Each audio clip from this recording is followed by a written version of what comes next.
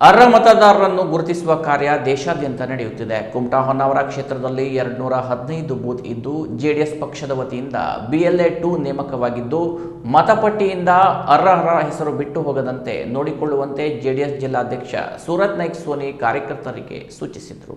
ಹೊನ್ನಾವರ ತಾಲೂಕಿನ ಕರ್ಕಿಯ ಖಾಸಗಿ ಹೋಟೆಲ್ನಲ್ಲಿ ನಡೆದ ಕುಮಟಾ ಹೊನ್ನಾವರ ಕ್ಷೇತ್ರದ ಜೆಡಿಎಸ್ ಘಟಕದ ಬೂತ್ BLA-2 ಕಾರ್ಯಾಗಾರಕ್ಕೆ ಚಾಲನೆ ನೀಡಿ ಮಾತನಾಡಿದ ಸೂರತ್ ನಾಯ್ಕ್ ಸೋನಿ ಅವರು, ಚುನಾವಣೆಯಲ್ಲಿ ಗೆಲುವು ಸಾಧಿಸುವುದು ಮತದಾನದ ಮೂಲಕವಾಗಿದೆ.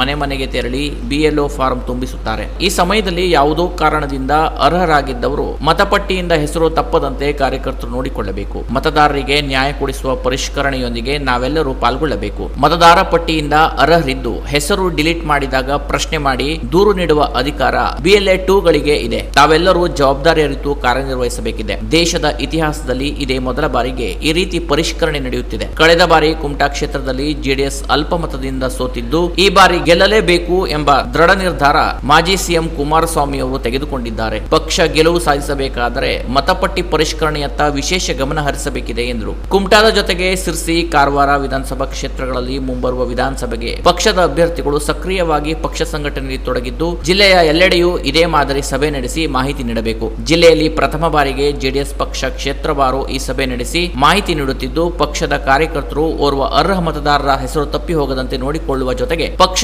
ಬೂತ್ ಮಟ್ಟದಲ್ಲಿ ಇನ್ನಷ್ಟು ಗಟ್ಟಿಗೊಳಿಸುವಂತೆ ಸಲಹೆ ನೀಡಿದ್ರು. 15 ಬೂತ್ ಇರುವ ಈ ಒಂದು ವಿಧಾನಸಭಾ ಕ್ಷೇತ್ರದಲ್ಲಿ ಎಲ್ಲ ಬೂತಿಗೂ ನಾವು BLA-2 ನೇಮಕ ಮಾಡಿದೀವಿ. ಕೆಲವೊಂದು ಕಡೆ ಮಾಡಿಲ್ಲ, ಸಾಕಷ್ಟು ಕಡೆ ಮಾಡಿದೀವಿ. ಮಾಡೋದ ಕಾರಣ ಏನು ಅಂದ್ರೆ, ಈಗ 20 ಜೂನ್ 2026ರಿಂದ ಅಕ್ಟೋಬರ್ 5, 2026 ಸಮಗ್ರ ಪರಿಷ್ಕರಣೆ ಬೂತ್ ಲೆವೆಲ್ ಅಲ್ಲಿ BLOಗಳ ಮುಖಾಂತರ, ಚುನಾವಣೆ ಅಧಿಕಾರಿಗಳ ಮುಖಾಂತರ ನಡೀತಾ ಇದೆ.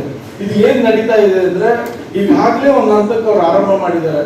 ಪ್ರತಿ ಬೂತ್ ನಲ್ಲೂ, ಪ್ರತಿ ವೋಟರ್ ಲಿಸ್ಟ್ ಅಲ್ಲೂ 2002 ನಂತರ ಯಾರ್ಯಾರು ಮದುವೆ ಆಗಿ ಆ ಬೂತಿಗೆ ತಂದು ಓಟನ್ನ ಸೇರಿಸ್ಕೊಂಡಿದ್ದಾರೆ, ಆ ಸೇರ್ಕೊಂಡವರ ತಂದೆ ತಾಯಿಗೂ 2002 ಅಂತಲ್ಲ, ತಂದೆ ತಾಯಿ ಯಾವ ಬೂತಿಂದ ಅವ್ರು ಇದ್ದಾರೆ ಅನ್ನೋದು ಮ್ಯಾಪಿಂಗ್ ಆಗ್ಬೇಕಾಗುತ್ತೆ. ನಿಮಗೆ ಗೊತ್ತಿರಲಿ, ನನಗೆ ಜಿಲ್ಲಾ ಸಭೆಯಲ್ಲಿ ಕರೆದಾಗ DC ಕೊಟ್ಟಂತ ಮಾಹಿತಿ ಏನು ಅಂದ್ರೆ, ಹೆಚ್ಚು ಕಡಿಮೆ 18,000 ಮತಗಳು ನನ್ನ ಕುಮಟಾ ಕ್ಷೇತ್ರದಲ್ಲಿ 2002 ನಂತರ ಮದುವೆ ಆದವರು ಅವ್ರ ಅಪ್ಪ ಅಮ್ಮ ಸಾಕಷ್ಟು ಕಡೆ ಅವ್ರ ಅಪ್ಪ ಅಮ್ಮ ಕಳ್ಕೊಂಡಿರ್ತಾರೆ. ಮತ್ತೊಂದಿಷ್ಟು ಯಾವ ಬೂತಲ್ಲಿ ಅವ್ರ ಅಪ್ಪ ಅಮ್ಮ ಹೋಗಿದ್ದೆ, ಯಾಕಂದ್ರೆ ಬೇರೆ ಬೇರೆ ಕಡೆ ಟ್ರಾನ್ಸ್ಫರ್ ಆಗೋದು ಇರ್ತದೆ, ಮ್ಯಾಪಿಂಗ್ ಆಗಿಲ್ಲ.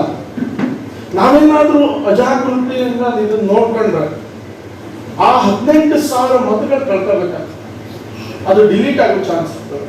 ವೇದಿಕೆಯಲ್ಲಿ ಜೆಡಿಎಸ್ ಪಕ್ಷದ ಕೋಶಾಧ್ಯಕ್ಷ ಉಪೇಂದ್ರ ಪೈ, ಪ್ರಧಾನ ಕಾರ್ಯದರ್ಶಿ ಸತೀಶ್ ಹೆಗಡೆ, ಪಕ್ಷದ ಮುಖಂಡರಾದ VM ಭಂಡಾರಿ, PT ನಾಯ್ಕ್, ದತ್ತು ಪಟ್ಗಾರ್, KG ಭಟ್, ಉದಯ್ ಗೌಡ, ಪ್ರದೀಪ್ ಕುಮಾರ್, ಕೃಷ್ಣಗೌಡ, ಬಲೀಂದ್ರ ಗೌಡ, ಯಶವಂತ್ ಗೌಡ, ರತ್ನಾಕರ್ ನಾಯ್ಕ್, ಮೋಹನ್ ನಾಯ್ಕ್, ಗೋವಿಂದ್ ಗೌಡ, ಮೋಹಿನಿ ನಾಯ್ಕ್ ಮತ್ತಿತರರು ಉಪಸ್ಥಿತರಿದ್ದರು. ಹೊನ್ನಾವರ ತಾಲೂಕಿನ ಅಧ್ಯಕ್ಷ TT ನಾಯ್ಕ್ ಪ್ರಾಸ್ತಾವಿಕವಾಗಿ ಮಾತನಾಡಿದರು. ಕುಮಟಾ ತಾಲೂಕು ಅಧ್ಯಕ್ಷ CG ಹೆಗಡೆ ಸ್ವಾಗತಿಸಿದರು. BL ಶ್ರಜನ್ ವಂದಿಸಿದರು. Canara plus news, Honnavar.